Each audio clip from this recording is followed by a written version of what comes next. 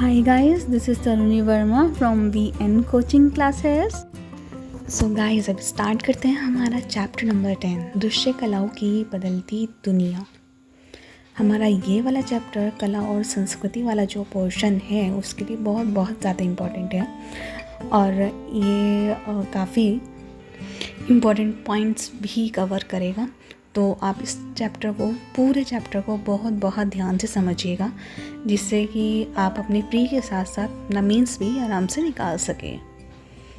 और साथ ही साथ मैं आपको ये भी बताती रहूँगी कि कौन सा पॉइंट इम्पोर्टेंट है और आप लोग उसको मार्क कर लीजिएगा। सो गाइस, आई होप आपने अब तक इसको लाइक, सब्सक्राइब और शेयर भी कर दिया होगा। नहीं किया है तो जल्दी कर दीजिएगा।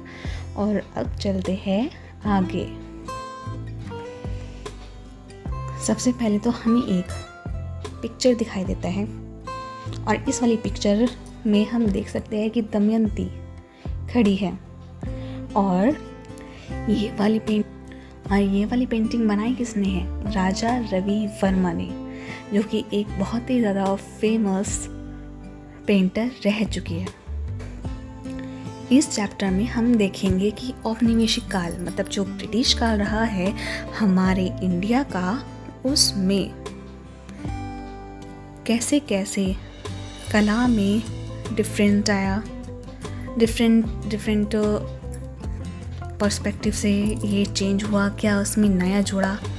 ठीक है, इस वाले चैप्टर में हम पढ़ेंगे कि आज हम अपने आसपास जो पिक्चर्स देख रहे हैं, जो फ़ोटोज़ देख रहे हैं या फिर कोई और भी चीज़ देख रहे हैं, जैसे कि सार्वजनिक इमारतें हो गई, कोई मनोहारी भू दृश्य हो गए, तस्वीरें हो गई या फिर किसी देवी देवता की तस्वीर हो गई, तो उसको मशीन द्वारा असंख्य मात्रा में जो छापी गई तस्वीरें भी है, जो आज हमारे लिए एक बहुत ही आम चीज़ होगी, उस टाइम कितने स्पेशल रही होगी।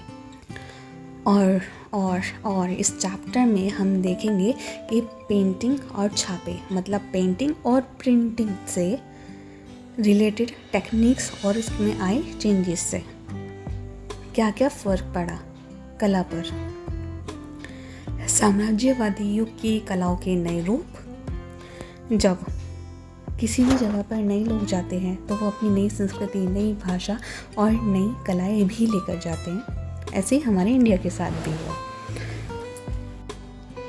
जब 18वीं सदी से यूरोप के बहुत सारे कलाकार अंग्रेजी व्यापारियों और शासकों के साथ भारत आने लगे, तो ये कलाकार चित्रकारी की नई शैलियाँ, नई परंपराएं भी इंडिया में लाए और इस तरह की तस्वीरें बनाई जो यूरोप में बहुत ज़्यादा लोकप्रिय हुई, फेमस हुई और जिन्होंने पश्चिम में भारत की छवि गढ़ने में भी अहम भूमिका अदा की।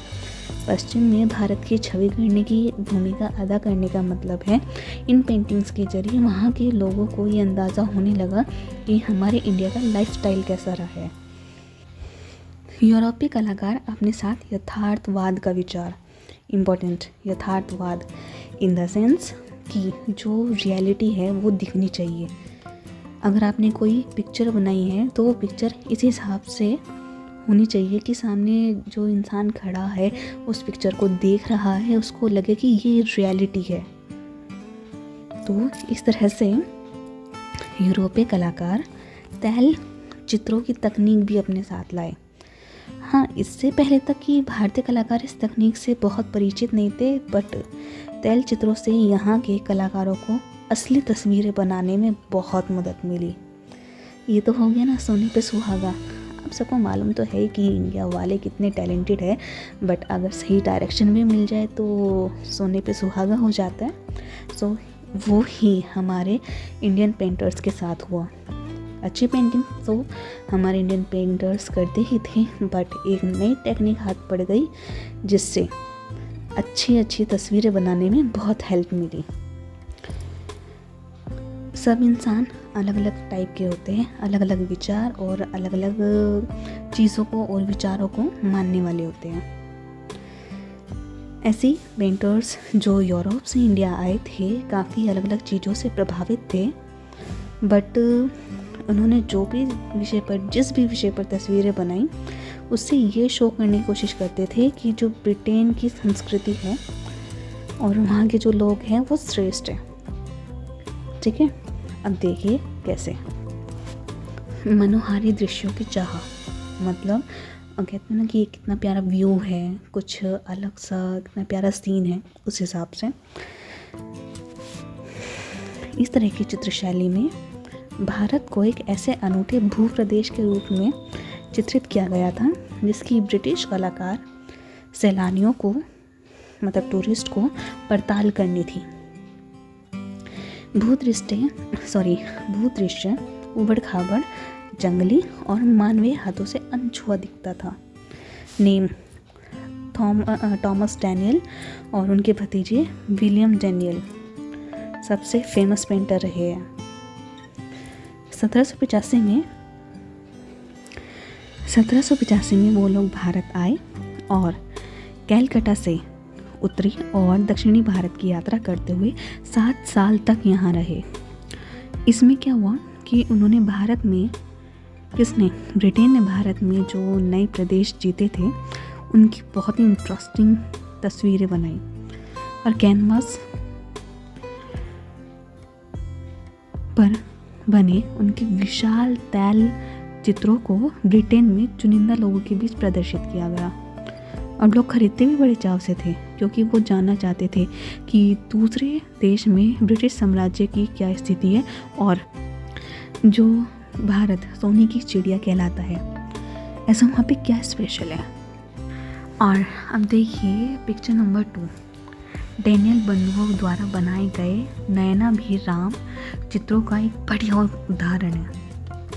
इनमें से एक ज़माने की भव्य इमारतों के खंडर दिखाई दे रहे हैं और ये इमारतें अतीत के वैभव की याद दिलाती है। ये एक ऐसी प्राचीन सभ्यता के अवशेष है जो अब नष्ट हो चुकी है। चित्र को देखकर ऐसा लगता है कि मानो यह पतनशील सभ्यता केवल ब्रिटिश शासन के जरिए ही परिवर्तन और आधुनिकता की राह पर बढ़ सकती है। देख लिया था, हमने पढ़ लिया था पहले कि वहाँ के कहाँ के ब्रिटेन के जो लोग थे वो भी जो पेंटर्स थे अपने ही राज्य को सुप्रीम दिखाना चाहते थे, तो वो पेंटिंग भी इस हिसाब से किया करते थे। और अभी हमने ऊपर जो 2 नेम पढ़े थे, क्लाइव स्ट्रीट थॉमस और विलियम डैनियल, 3 लोग इन्होंने ये पेंटिंग बनाई कैलकाटा में। 2 जने थॉमस और विलियम ने कैलकाटा में क्लाइव स्ट्रीट की पिक्चर बनाई 1786। जी, ब्रिटिश शासन के तहत भारत में आधुनिक सभ्यता की स्थापना का यह विचार डैनियल बंधुओं ने किया। दरअसल एक पिक्चर में क्या दिखाया है कि कैलकाटा एक नए तरीके से, एक नया कैलकाटा, एक नया कलकत्ता कैसे बना, जिसमें चौड़े रास्ते, विशाल यूरोपीय शैली की इमारतें, यातायात के नए साधन दिखाई दे रहे हैं। सड़कों पर जीवन और गहमा गहमी है, मतलब बहुत ज़्यादा हलचल है। ठीक है, इसमें इन्होंने बहुत ज़्यादा अच्छे से ये दिखाने की कोशिश की है कि जो भी इंडिया में अच्छे अच्छे चेंजेस हुए हैं सिर्फ और सिर्फ ब्रिटिश साम्राज्य की वजह से हुए हैं। और डैनियल बंधुओं ने परंपरागत भारत, मतलब जो हमारा भारत है और जो ब्रिटिश शासन का भारत है, उसके जीवन में कितना भारी फ़र्क दिखाया है। हमने भी पिक्चर नंबर 2 देखी थी, उसमें क्या देखा कि एक ऐसी नदी सी है, कुछ गाय है, कुछ फ़कीर है, कुछ मतलब बहुत पुराना सा टाइप। और जो पिक्चर नंबर 3 है उसमें क्या दिखाया कि आधुनिकीकरण है, भाई कुछ नया हो रहा है। इंडिया जैसे गरीब देश में अगर कुछ चेंज हो रहा है सिर्फ और सिर्फ ब्रिटिश शासन की वजह से, और वो गरीब उनकी नज़रों में, हमारी नज़रों में नहीं। हमें मालूम है कि हमारा इंडिया कितना समृद्धशाली रहा है। सो गाइस, हमारा नेक्स्ट टॉपिक है प्राधिकार का चित्रण, जो कि हम करेंगे कवर हमारी नेक्स्ट वाली वीडियो में, क्योंकि ये वाला पॉइंट थोड़ा सा बड़ा है। इस वाली वीडियो में अगर कवर करेंगे तो ये बड़ा हो जाएगा।